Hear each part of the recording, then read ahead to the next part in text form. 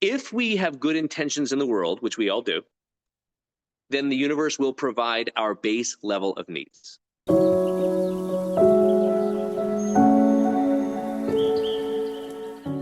Good morning, everybody. Good morning, good morning, good morning. Happy Monday. As we move into the beginning of the week, it's so good to see you as per usual. Before we jump in with community and connection, let's start by just kind of moving into that space of gratitude, of joy, of appreciation for everything that happened for you over the past week or weekend. Even if you might not see the gifts yet, let's just lean in for a minute, lean into this gratitude, lean into 1, 2, or 3 moments of the moments that gave you just this pure joy or you're just so thankful for. This is how we begin our week, moving into alignment. And by making it real, we type it into the chat, or we write it into our journals.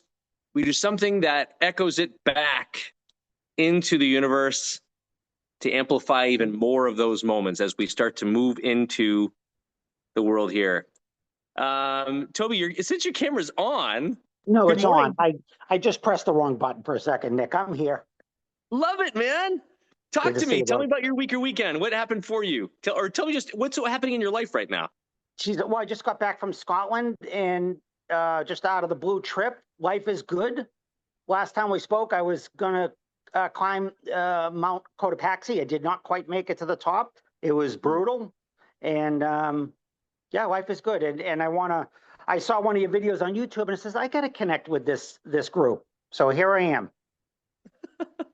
Tell us what lessons did you learn up Cotopaxi? I would love to hear this. This is beautiful. I went as far as I could, and I made a decision to stop at the highest camp. I just didn't feel that it was safe for me to continue, and it was a really wise decision because out of 20 experienced mountaineers, only one made it. And I'm not 20 years old anymore, and it was a daunting midnight ice sleet, ropes, axes, helmets, flashlights. Yeah, it was 50-mile-an-hour winds. It was beyond my weight class. And what I learned is I enjoy fighting beyond my weight class. I just don't always succeed at the ultimate goal. But I was there. You were there. Well, you were there more than anybody else because how many other people would have just pushed, right, and tried, and then maybe something worse could have happened? A lot of people did, and they came down safely. They were also, I just made a decision that this was, other people tried. They didn't make it, but they tried. I'm glad to step up to that weight class. I was with people far younger and more experienced than me. So I knew that I was shooting above my weight class, and I like doing that on occasion. It just doesn't. Sometimes it works and sometimes it doesn't, and I'm okay with that. I get so much out of playing outside my comfort zone.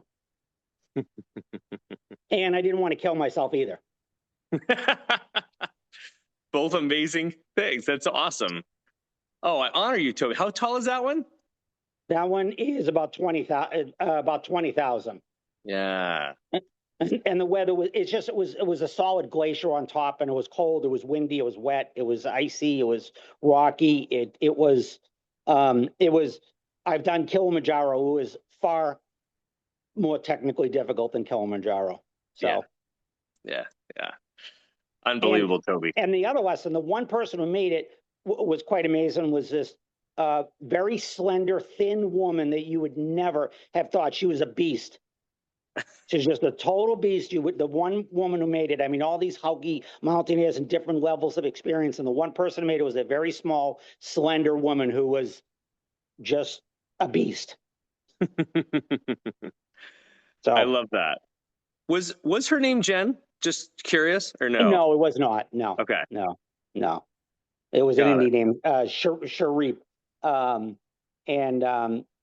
anyhow. What a great story, Toby. Thank you so much for coming back and sharing with us, man. That's one heck of a feat. Doesn't matter if we get to the top because it's all about the journey anyway, right? It's all about the journey, and it's about coming down the mountain too. Yeah. So. Oh man, that's so beautiful. Thank you so much for jumping back in. That's kind of life. That's some of the real estates I've done, shot outside my weight class. They might not have worked, and I just come back for another day. No such thing as a weight class. We create the weight classes, Toby. Okay, well, there you go. Oh man, I love that. It was, some of you might have heard, it was on top of, it was on the way down from Mount Kilimanjaro, which is when like I realized that, you know, I had just built this massive prison in my businesses, like in my companies. And that was literally on the way down where I'm like, wow, well, if it were all gone, would I be okay? And like this weird answer was like, yes. Like, and that scared the hell out of me. Like that answer of yes. Because that's not what I expected. And yeah, it was a very, very profound, for me, coming down was a very, very profound, like revelation after revelation after revelation. There's a lot coming through. As we continue with community and connection, as a reminder, those of you who just jumped on, we start with gratitude. We start with appreciation. Make sure you type into the chat something that gave you love, joy, appreciation, or gratitude over the past week or weekend, or if you're writing it in your journal, do that. And otherwise, we'd love to hear from some people if they had anything that's happening in their lives, whether or not it was this week or Can you weekend. hear me now, Nick? There he is. Go for it, Jerry. Yeah. I just wanted to share my climbing experience. Lifetime best trip ever was to Bhutan, and I had done a lot of rock climbing in the West, and had seen a lot of shows. A lot of guys coming back from Everest and things like that. And I had always thought, one day I'd like to trek in the Himalayas. And so I went to Bhutan with a buddy of mine that I was a rock climber with, and we had a guided tour, and it was great. We were at villages that were at higher than the Rockies, 14, 15,000 feet. There was still little villages, and then the peaks were up another 10,000 feet, but they don't let you climb them. Not that we wanted to climb them. We were more there for the trek. But that was a wonderful trip. It was not technical. It was just hiking. But the thing I'll always remember is, compared to like the Rockies or the Whites or anything like that, when you're on a mountain trail and you look down, instead of it being a couple 100 feet, it could be like 1,000-foot drop off the side of the trail. So and there was, this was in third world country, so it's not like there's handrails. But it was a great time. Yeah. Oh, I love that. Nothing like a good climb to get us out in nature, but then also to test our boundaries, right? Test our limits, and maybe even start a little bit of that beautiful fear that comes in, that shows us that we're essentially on the right path by testing those limits. And Toby mentioned it earlier, and Jerry, you've had that same experience. For those of you who either have climbed or haven't climbed, right? Isn't the mind just keeps us in this zone of comfort or in this state of non-change? That's what it loves, right? It's built to do that. It's built to keep us safe. It's built to keep us alive. So it wants to literally keep us in this little bubble of non-change.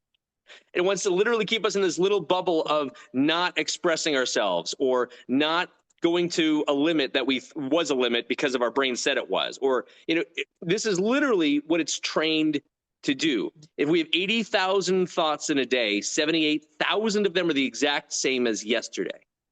Just what it is. It's a computer program. So it's up to us to remind ourselves to stop leading from this very strong and beautiful brain that we all have, where we came into this world, we programmed it, it's got us so far, it has brought us all of this success, if that's what we call it in this life, right? And now we get to acknowledge and lead from this. We lead from heart, we lead from spirit, and the mind gets to build this thing that has kept us safe, this thing that is the computer program, this thing that continues to go around and around and around and around and make sure it measures scenarios and keeps us in a little bubble, or helps us. We push a little bit past our bubble. This gets to build what it is that gets us excited or passionate. Like, that's literally the secret to happiness. And saying it out loud, right? It's simple.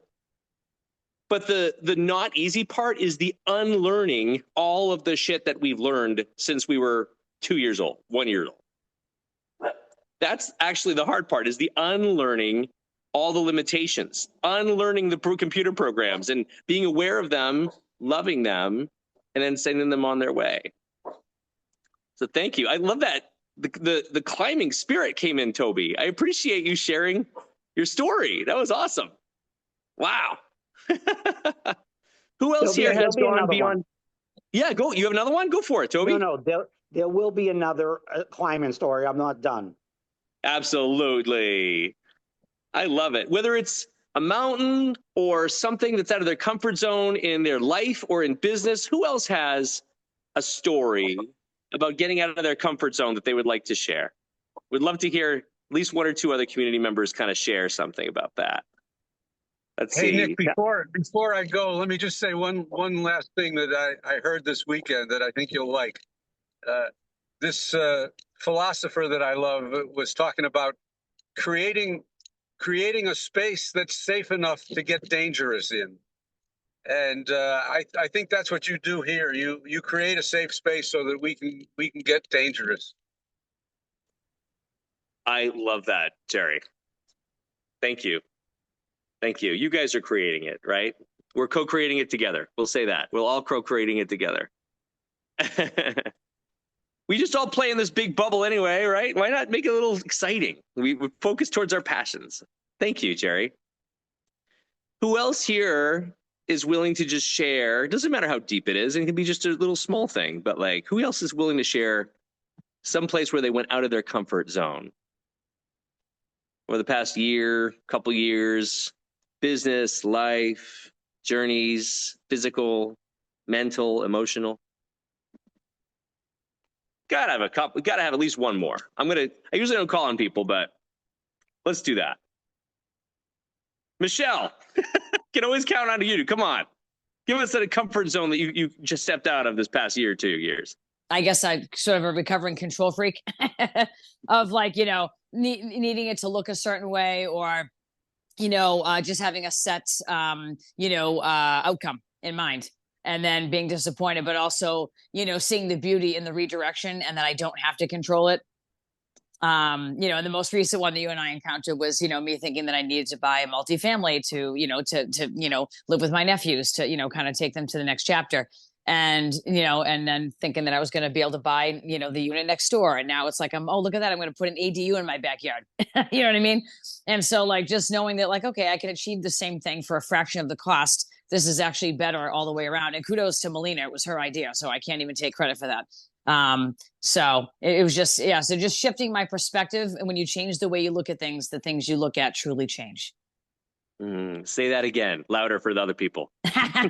When you change the way you look at things, the things you look at truly change. And I do feel that. Thanks for calling me out. I love that about you. Oh my God, I love that about you. Thank you for sharing that beautiful quote, right? We had a message to everyone, to myself. It was, I think, like 2 months ago now, 3 months ago. And it was, we clean our lens and the whole world is brighter. I love right? that. Like, and this all started from when I was taking, I don't know if you guys do this. I was taking one of our videos downstairs, and I kept taking the video and looking at it and saying, nope. There's like a spot on my shirt. I can't air that. And so I would go back, do the video again, come back, and that stupid spot was right there. And I'm looking at it. I don't see it on my shirt. So I'm scrubbing at it. Now I've got a big wet spot. So I'm like waiting for that to dry. I do something else to come back to record it later. Record it again. There's the stupid damn spot again. Yep, and it's on the damn phone, wasn't it? It's on the damn phone, Michelle. It was a spot on the lens, right on the lens. Everyone can relate to that here, especially when you're taking photos on your phone, for sure. That's hilarious. So, but what a beautiful message, right? Like so I changed the entire topic I was even going to talk about, and I went all that direction because I know in my life, right, waking up, the reason we even started these calls, right, was waking up with those, that Sunday scaries and moving into a new week and like all of the fear and anxieties that I used to have around what's going to happen this week and all these things I want to control but can't control, and all this abundance that I feel like I've been working at for years and years and years, and it's not here yet, and why not, and am I doing something wrong? Those thoughts, I mean, they've been just quieter and quieter and quieter and quieter, but they're still there. It's because that's how I was built, right? That's how I was learned in my way into this world. But I get to quiet them down now and lean into the spirit, lean into the heart, knowing that now this is in control. The mind was just the computer. So how I looked at the world shifted and changed based on, oh my gosh, I have abundance all around me. I'm not just looking for the next deal, the next $1 million, the next 1,000 units. I literally live in rich abundance every single day. This air we breathe, the water that flows on our planet, the feeling of my dog's fur on my foot, like all of it. Being able to have the bed, right? Being able to have a place that can keep me warm in the cold days, like that's all I need. And if we live in that state of security and stability, really leaning in, this was a hard part for me, really leaning in that if we have good intentions in the world, which we all do, then the universe will provide our base level of needs. Period. Period. We will always have loved ones that will take us in if it gets horribly, horribly, horribly hard for us where we're homeless. We will always have places that can provide us food. We will always have places for shelter, and we will always have fresh water. If we live from that place, if we allow our bodies and nervous systems the safety to feel that richness, to just take that deep breath, and when you take that breath, this is all that matters. This one breath, this richness. If we can live in that security and safety, now we get to create literally anything we desire with no fear. Because for those of us who have lost everything, we learn that it just comes back. It just comes back. And it just comes back again. It's a beautiful lesson. Before we jump into the passage, do we have anyone else that wants to share today? We have a really big group today, so I love it. A lot of people are in the shadows, and that's totally okay. No one's required to speak or participate. I'll do one last call before we jump into our passage today. Let's see. All right. All right, good. I have a passage today to read for those of you who love when we do the reading. This one's called The Air After Pain, right? And so as human, well, I'll just read. Hippocrates said that the pleasure is the absence of pain. Anyone who has ever suffered knows this is a deep truth. When I fell into a gauntlet of tests that awaited after the pronouncement that I had cancer, this is the author, I was terrified of being in pain. I introduced myself to every physician and nurse as, Mark, put me out, Nepo. But with every procedure, there was some medical reason why I had to be awake. I came to realize that there was nowhere to run. Once I accepted this, which took some time, I understood that what was most terrifying about my pain was the prospect that it would never end. That life would somehow freeze in whatever moment of discomfort I came upon. The terror gained its power from not being able to imagine life beyond the pain. The breakthrough moment for me came the day I had to have yet another bone marrow sampling. For some reason, these were the worst. But with the appearance that day of some deeper grace, I suddenly saw it differently. I recognized that this very uncomfortable procedure lasted at most 40 to 50 seconds. And I was arranging my entire life and being in anticipation and avoidance of those 50 seconds. For the first time, I realized I had a choice. The pain of those seconds would be the same, but I could ground myself, including my fear, in the very real fact that my life would resume after those 50 seconds. There would be light in the air once again after the pain. For the first time, I felt in my soul that I was larger than my pain, and this empowered me. Last paragraph here. So many times in our despair, we see our pain as something that will never end. In fact, this often defines our moments of despair when we believe that our pain contains the rest of us. In contrast, there is this sense of peace to work towards, the belief that our life contains our pain. I feel like he didn't end it well. But he did. The belief that our life contains our pain and that our life is not the definition of pain. No, you're right. Maybe he went it better than I ever could. See, this is why I'm not an author. Totally fine. It's not just you. I did think it was going to end differently. And I was like, wait a second. I need him to say that last sentence again. In contrast, there is this sense of peace to work towards, the belief that our life contains our pain. So that is one of our certainties in this life, right? Is that no matter what, by being human, our very virtue and nature of human is that we will have pain in our lives, physical pain and emotional pain. And in truth, it's only through pain. This is what I've come to learn, right? It is only through the pain and suffering that we finally get uncomfortable enough to move. This is when the mind finally shifts into those 2,000 new thoughts that it thinks in a day, because it's trying to move away from pain. So instead of just looking at life as pain as much as it is, we can focus on the possibility of what comes after the pain. What comes after the brain finally gets uncomfortable enough to finally move, to expand ourselves, to zoom out and see the entire picture, to realize that right after we have that really, really, really difficult conversation with our loved one that we maybe have been putting off for months or years, maybe only after having that really tough conversation with an employee that we didn't want to have and has been waiting and procrastinating for months or years, to finally free them and free the company of a different energy.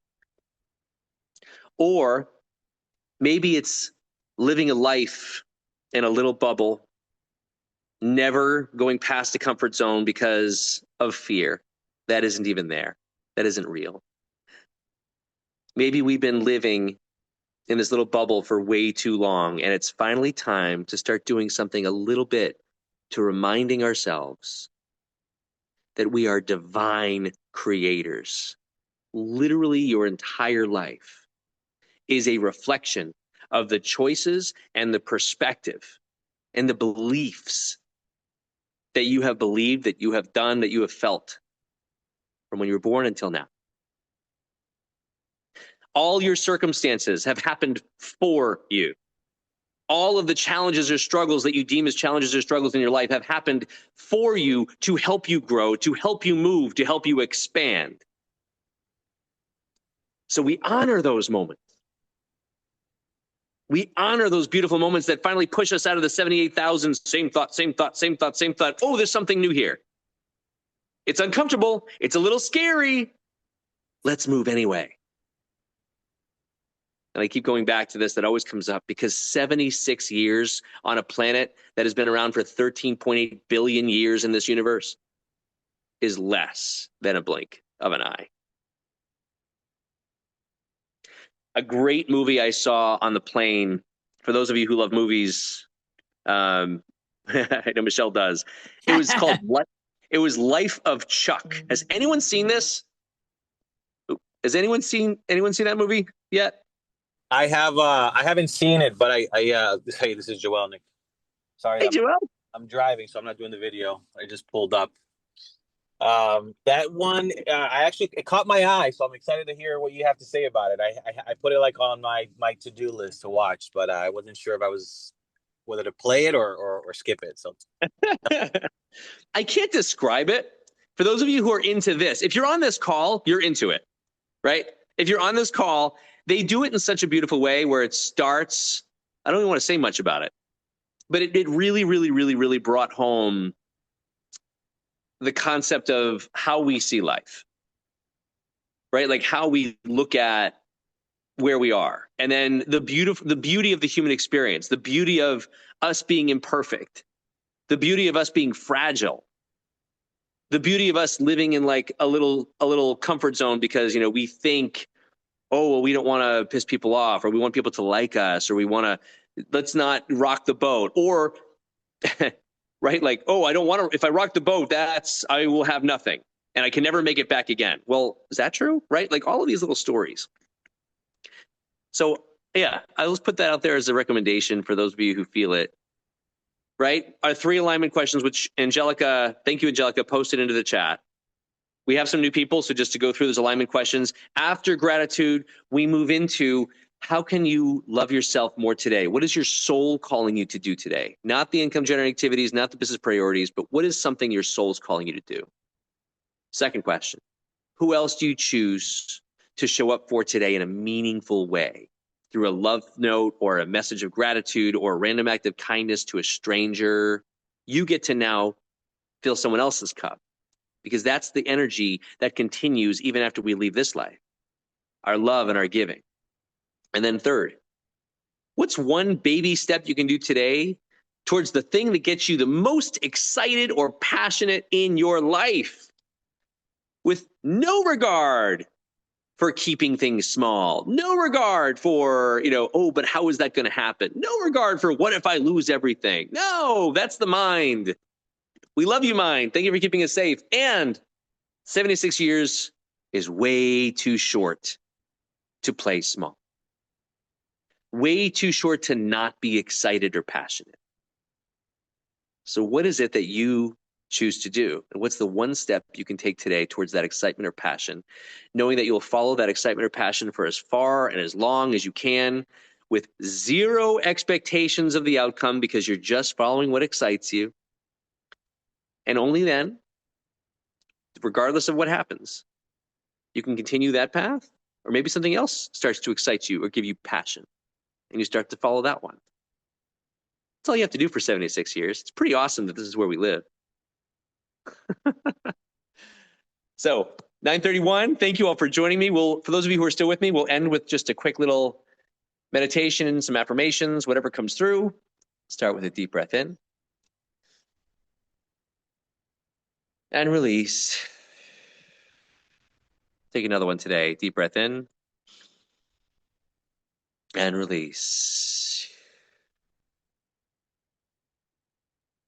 Thank you, thank you, thank you for joining all of us again today in this moment of co-creation, in this moment of sharing all of our energies together as we move forward in this week with power, with grace, with ease, with all that we desire coming into our life, and us enjoying every single moment along the way. Every decision we get to make, every opportunity or situation that presents itself, that helps us get larger, that helps us get smarter, that helps us feel into our heart, that helps us tap into our intuition that has been there since we were born. We are so excited to start this week and move towards that thing which provides the most passion or excitement in our lives without any of the thoughts that we've been trained to think, knowing that those thoughts are there to keep us safe, but they're not there to help us grow. Thank you, mind, for serving us for all these years, for keeping us safe, for keeping us in a place where we can survive. And now that we're here, now that we came this far, we choose to tap into our hearts, into our soul's desire, using our unique talents, gifts, and abilities that we thoroughly enjoy using, and using those to create the abundance around us. It's a beautiful, beautiful time where we get to do all of these things. We get to choose what stories we operate by. We get to watch our thoughts pass and choose which ones we like and which ones we would love pass. We get to see and feel our feelings as they come up as perfectly imperfect humans, knowing that this is all part of the beautiful experience that we asked for, that we came here to do. So as we move into this week, we move forward with love, with gratitude, with flow, with rich abundance coming in from everywhere in our lives, seeing the world through an entirely new lens, a new perspective, where everything is happening for us every single minute of the day. And we get to choose moment by moment who we are, what we are about, and what excites us. So move into this excitement. Let's seal this with a deep breath in. And release. I love you all so, so much. Quick announcement. I'm sending out another email today for those of you interested in Peggy Ramito's Get Dialed In intuition course. For those of you who don't know Peggy, she is, whether you believe in it or not, I didn't believe in it. She charges $2,000 an hour for psychic work with a lot of the Hollywood celebrities that we all know, including one big self-improvement guru that rhymes with Boney Lobbins. She is doing a class. I think it's like a 10-week class or 12 sessions on tapping in to your intuition, so you never need psychics ever again, because she is going to teach you how to become your own psychic. And I didn't believe any of this stuff about 6 years ago. She's now profoundly moved things in my world and allowed me a lot of comfort and safety in where I was going that helped relax all those mind stories. So I'll send another email today on that. But if you're interested in that, the link is going out in our WhatsApp community. Make sure you join the WhatsApp if you're not already in there. And I think most of you are getting our email, so you'll get that email later today too. Or just message me on WhatsApp if you didn't get it.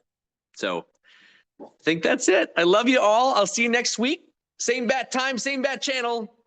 Monday, 9 a.m. Thank you, Toby. Thanks, Jerry. Thanks, Jen, Jesse, Joelle, Catherine, Matt, Melina, Michelle. A lot of people today. Nisar, Angelica. Talk to you guys soon.